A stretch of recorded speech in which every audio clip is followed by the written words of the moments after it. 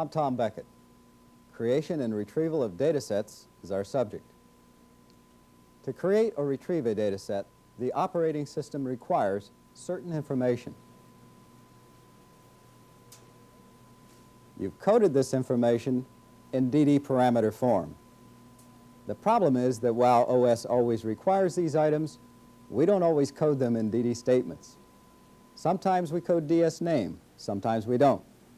Sometimes we code unit, sometimes not. Sometimes we code volume, sometimes we code disposition, and sometimes we don't. The question is, when do we code them? It is our objective to answer that question now in this discussion. Here is the outline that we will follow. It's in two parts. In this first topic, we'll demonstrate how OS uses information it requires for creation and retrieval. Then we'll discuss when and how to use catalog data sets. In part two, we deal with the question of when and how to use the pass and temporary data set facilities of the operating system. We'll consider OS information requirements first, and we'll begin with OS information requirements for data set retrieval. Here are the required information items for a retrieval. How does OS use these 4 items of information in performing a retrieval of data sets? To retrieve a data set, we know that OS must first locate the volume on which the data set resides. Then, it must find the data set on that particular volume. And we know that there can be 10, 20, even more data sets on a volume. So, how does OS find a particular data set on a volume? Well, here's a direct access volume, and here is a data set named payroll on that volume. Let's find it. It can be just about anywhere on that volume. Its location isn't fixed. However, its address is available in a record called a dataset control block, DSCB for short. Sometimes it's called a dataset label. This DSCB is kept on the volume in what is called a volume table of contents, VTOC for short. This is the space for the volume table of contents. There will be a DSCB in the VTOC for every data set that is on the volume.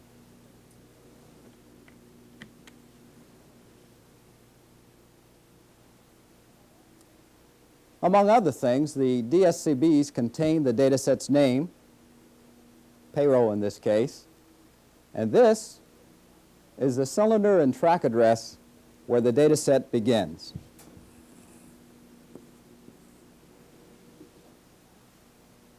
Now, where's the volume table of contents?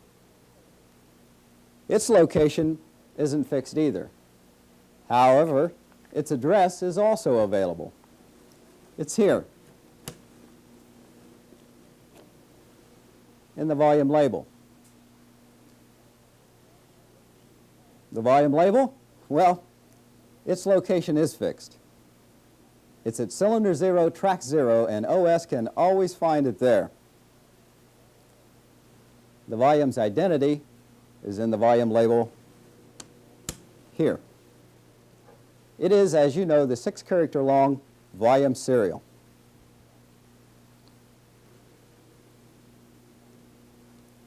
Now, let's review this structure that enables OS to locate data sets on direct access volumes. OS reads the volume label, identifies the volume, uses this address to access the VTOC,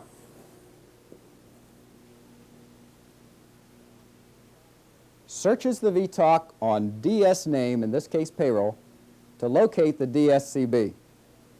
Then it uses this address to access the data set. And that's it. That's how OS locates a data set on a direct access volume. Now, how does OS find this volume, this particular volume? But before we answer that question,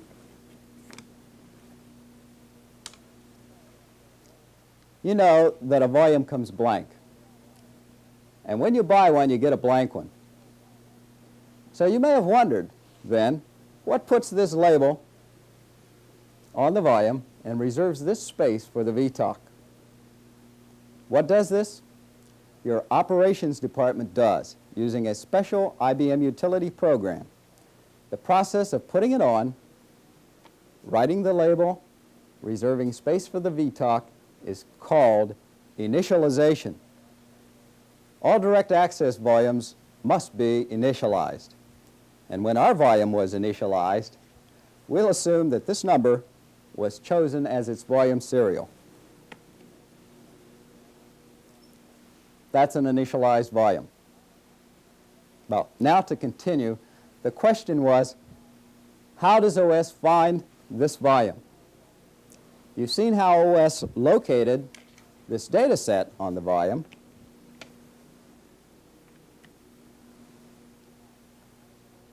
Now, how does OS answer the question on which device is this volume mounted? Well, OS answers that question this way. It begins with your DD statement. In this case, it's the one that you coded in preparation for this session. And OS knows right off that this is a retrieval job. Why? It sees old and knows that the data set exists. And with this subparameter, you've instructed OS that it is to locate and retrieve a data set. Let's see. You've also told OS that the data set is on a 3330 volume numbered 1, 2, 3, 4, 5, 6. Next question, where is that volume? On which device is that volume mounted? Well, the unit control blocks will tell. The unit control blocks are maintained by OS in main storage. Let's have a look. Here you see the unit control block, UCB for short, for one device. The type is 3330. The physical address of the device is 281.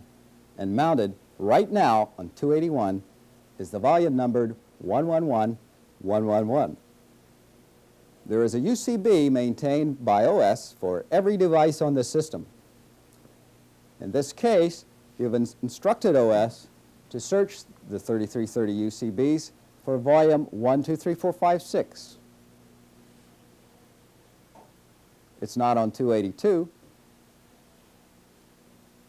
Not on 283. There it is. It's on 284. OS uses the device address, 284 in this case,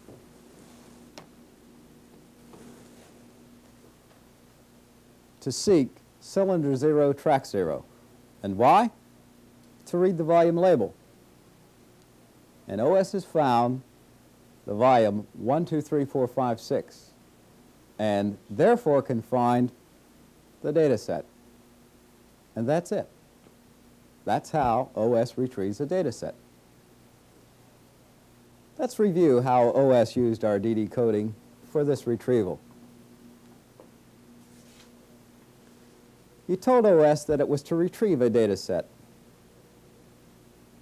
that it was to search the 3330 UCBs for this volume, to determine the device address on which the volume was mounted.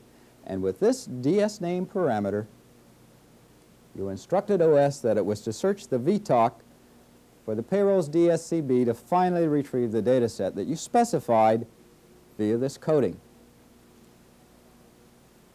To summarize up to this point, you've seen that OS always requires, these 4 items to retrieve a data set.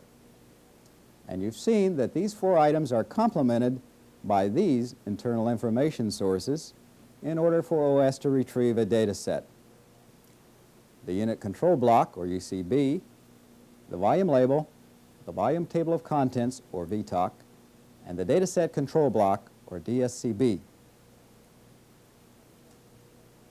We've been discussing direct access datasets. In regard to tape datasets, the same. Different structure on the volume, but the same rules apply as to information required by OS for retrieval.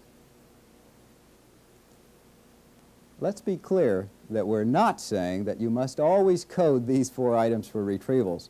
There are instances when you don't code unit and volume information for retrievals, but we'll defer that discussion to later topics.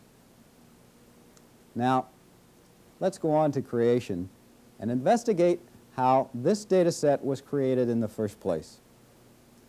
Let's begin with this coding that says retrieve and change it so it says create.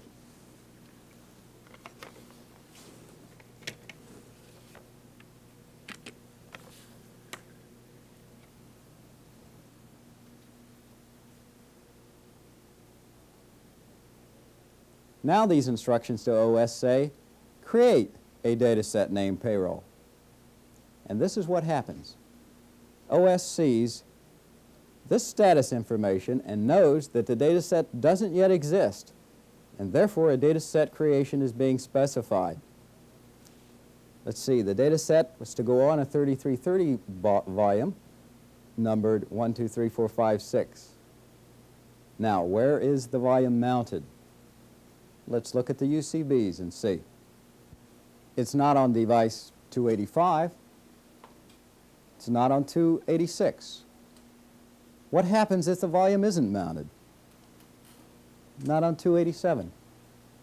If the volume isn't mounted, OS issues a mount message to the operator saying, mount volume 1, 2, 3, 4, 5, 6, and gives some 3330 device number on which it expects the operator to mount the volume. But there it is on 288. The operator anticipated our requirement and has already mounted our volume. A seek to cylinder 0, track 0, yields the volume label. Now the picture for creation varies from that you saw for retrieval. OS is looking now for available space. How much space? 100 tracks. OS will use this and DS name to allocate space for the data set.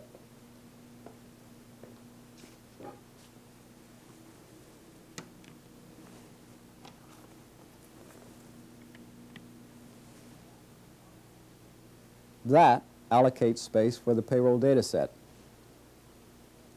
And this space is addressable.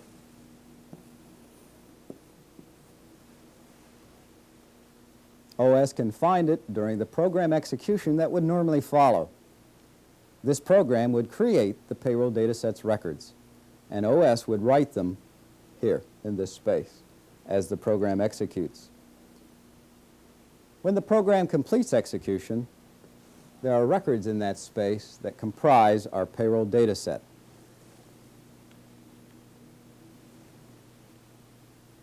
And that's it. The data set has been created.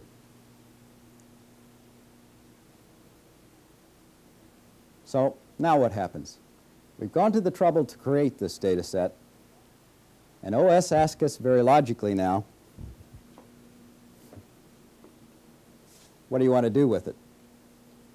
Well, this was a normal termination, and our reply is, keep it. What does OS do in response to a disposition of keep? Nothing. Because keep says, leave everything exactly as it is. Keep the payroll DSCB and the VTOC, don't disturb it, and thus the pointer to the payroll data set is kept intact. Can the data set be retrieved? Yes.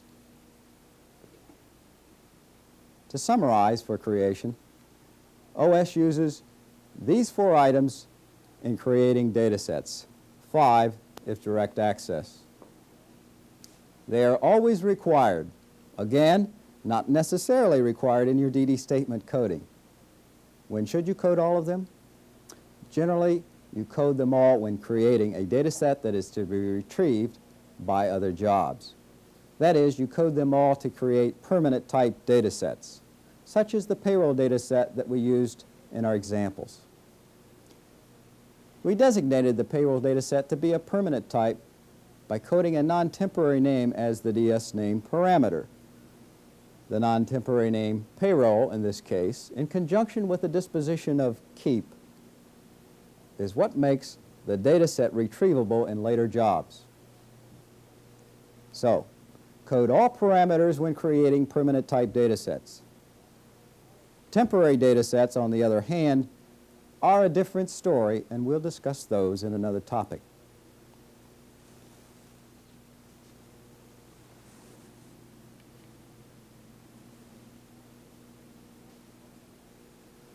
Now, you wouldn't normally want delete for your disposition here, but I want to raise the question and then answer it. When and how does OS delete a data set? When delete happens is at termination time, step termination time. How it happens is like this.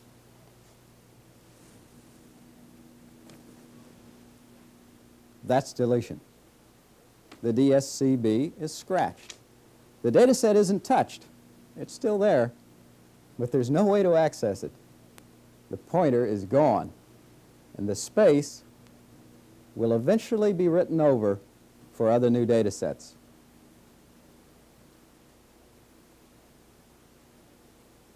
That completes our topic on OS information requirements to create and retrieve data sets. The next topic, catalog data sets, follows on this same tape in a few seconds. Take a break first, if you wish.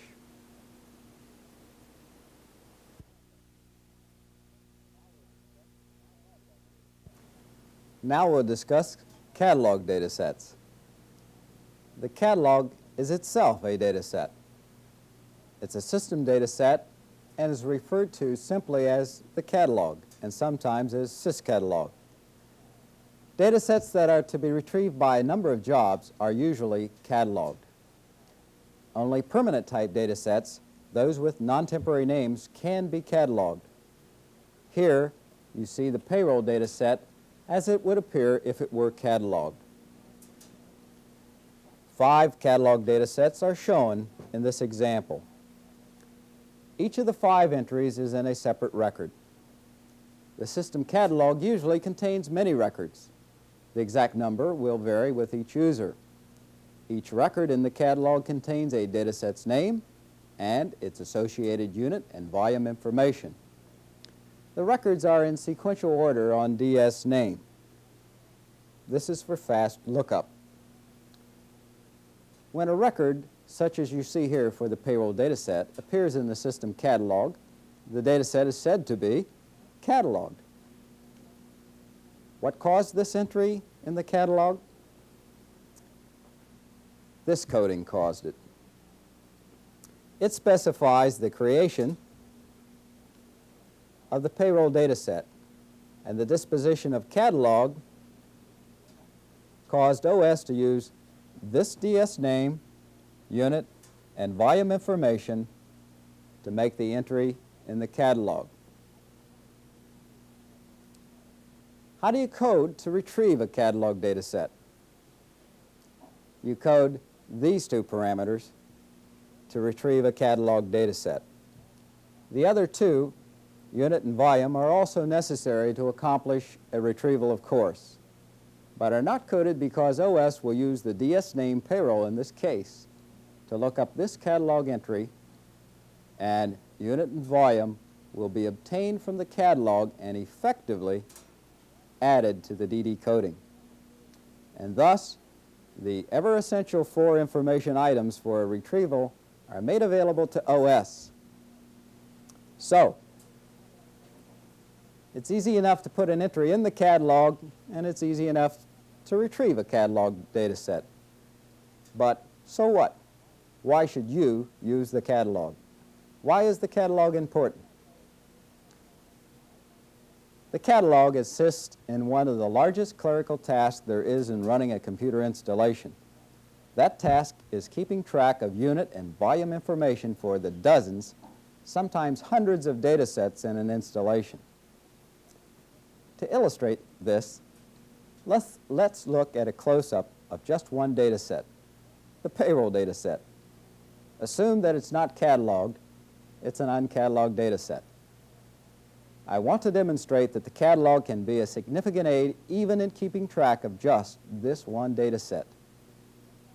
To begin the illustration, what happens when the payroll data set is updated? The old master is updated, isn't it? By processing transactions, say, could be weekly time cards.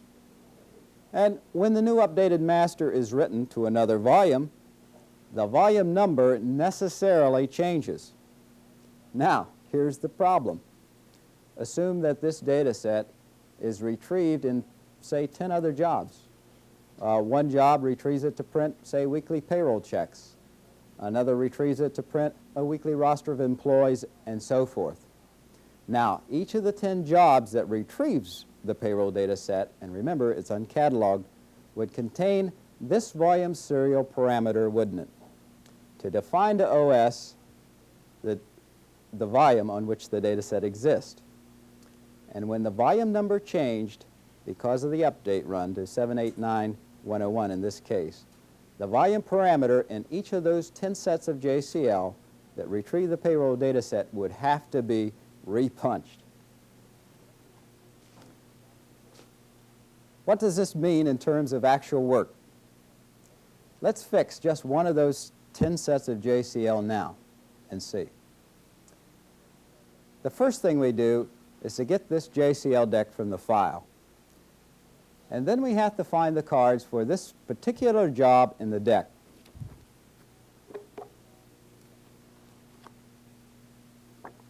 Here they are. Then we have to pull from the JCL for this job the volume parameter card that has to be changed. And there it is. Then, of course, we have to look up the new number, whatever it is, wherever it is. And then we have to go punch a new volume card, new volume parameter card, and reinsert it back in the job, put the job back in the JCL deck, and then put the JCL deck back in the file. The point is that this is time and trouble to fix the JCL even for just one of the 10 jobs that retrieves the payroll data set, and there are 9 more to go in this example. But finally, let's say I finished all 10 and repunched and changed the volume parameter cards in all 10 jobs, but I made an error when I fixed those 10 jobs, and this is it. The unit changed on this run too. It changed from disk to tape, a 3420 tape drive, we'll say. And I missed that. A little unusual perhaps, but it can happen.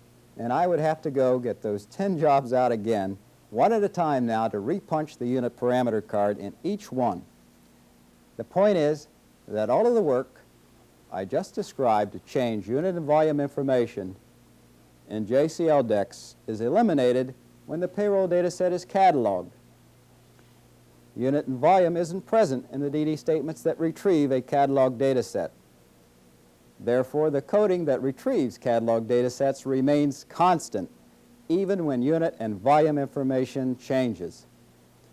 A change in unit and volume information is made in just one place and not in each set of JCL that retrieves the data set.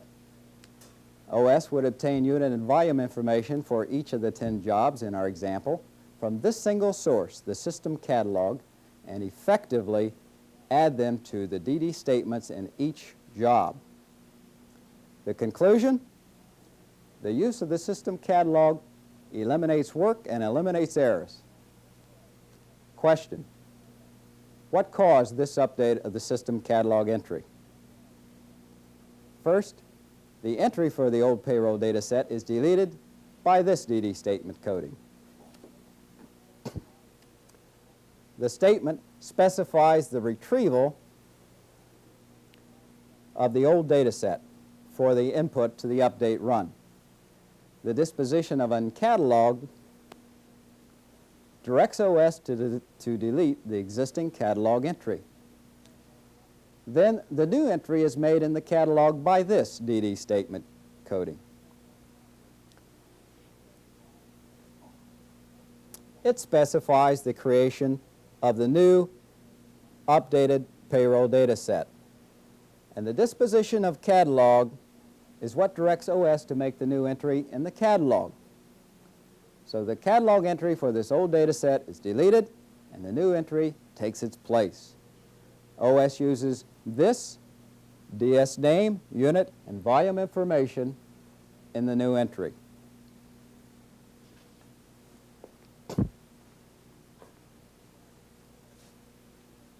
This is the action OS takes.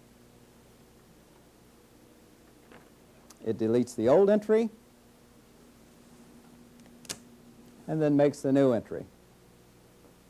Simple. But now what about this old data set? Does it still exist? Yes. Can it be retrieved? Yes. It's still on the volume. Its pointer is still intact. The DSCB hasn't been touched by a disposition of uncatalog, has it? And these DD parameters would retrieve it. Here again, since the data set is no longer cataloged, we would need all 4 parameters coded for the retrieval. Now, we'll put this old entry back in the catalog to show you what happens if delete rather than uncatalog had been specified here.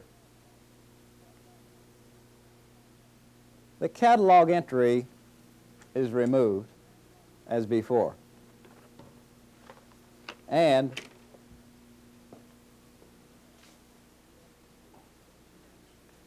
the DSCB is removed. That's deletion when specified for a catalog data set. There's no record of the data set's existence now anywhere.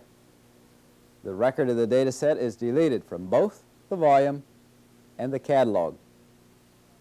Can it be retrieved? No.